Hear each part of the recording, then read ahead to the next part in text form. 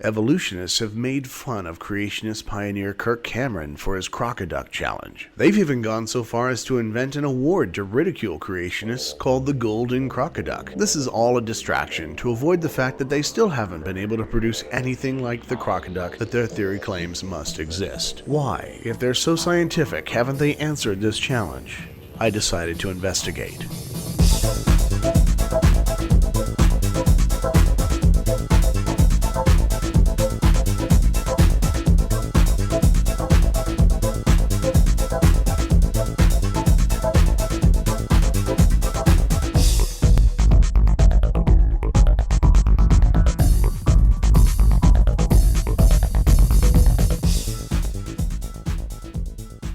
Kirk Cameron has presented his Crocoduck challenge multiple times in debates and on TV appearances. Science has never found a genuine transitional form that is one kind of animal crossing over into another kind, either living or in the fossil record. And there's supposed to be billions of them.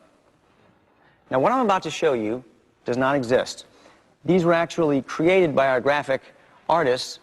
But I want you to keep your eye out for this, because this is what evolutionists have been searching for hundreds of years. All right? And if you find one of these, you could become rich and famous. So here's some transitional forms. This is called the crocoduck. Can you see this? God, I'm not. There are three very common ways to answer this challenge. The first answer evolutionists usually resort to is explaining their theory. According to evolution, something like a crocoduck would be impossible. The theory states that ducks and crocodiles share a common ancestor, but neither is ancestral to the other. Both animals are considered archosaurs, which means that their common ancestor would have had four limbs, openings in the skull called fenestras on both sides in front of the eyes and on the jaws, and socketed teeth. One group of archosaurs would have gained a more massive yet elongated skull and a shortened neck. These would be Pseudosuchians, and their descendants would eventually become the crocodilians.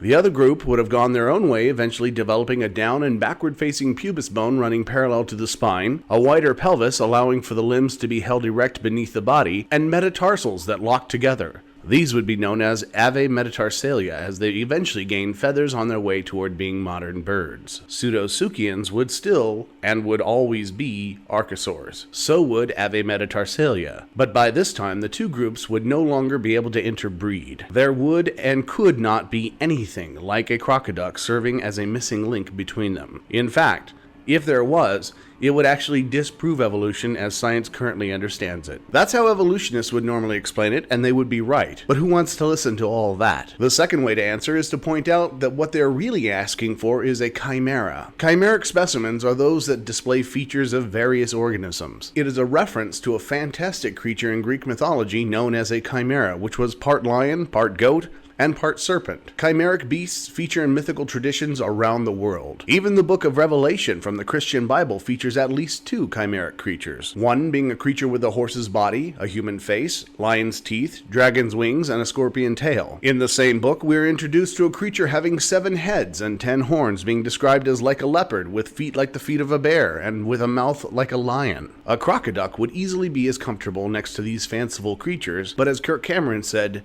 There's just nothing like it. not in the real world anyway. Strangely enough, a seemingly chimeric animal that actually exists, the platypus, is often used by creationists to disprove evolution all the time. It appears to be a mammal with a duck bill, which lays bird-like eggs, while the males have reptilian venom. It seems like creationists want it both ways. Show something chimeric, and evolution is disproven. If you can't, evolution is disproven anyway. But it doesn't work that way. In fact, the theory of evolution predicts that mammals and reptiles have a common egg-laying ancestor. The platypus and its fellow egg-laying monotreme relatives are theorized to have split from the rest of the mammalian class before the development of a placenta, and therefore their descendants still don't have a placenta and produce eggs. The bill of the platypus may look like a duck's bill, but in reality it is fleshy, whereas a duck's bill is made of beta-keratin. They are completely different structures. According to a 2008 paper in the journal Genome Research by Camilla Whittington and Anthony Poppenfuss, the venom in the male platypus is unique to the platypus and only superficially resembles snake venom. The theory of common descent simply doesn't predict a truly chimeric organism. The closest we should expect would be something like a hyena. Dogs, also known as Carniforms,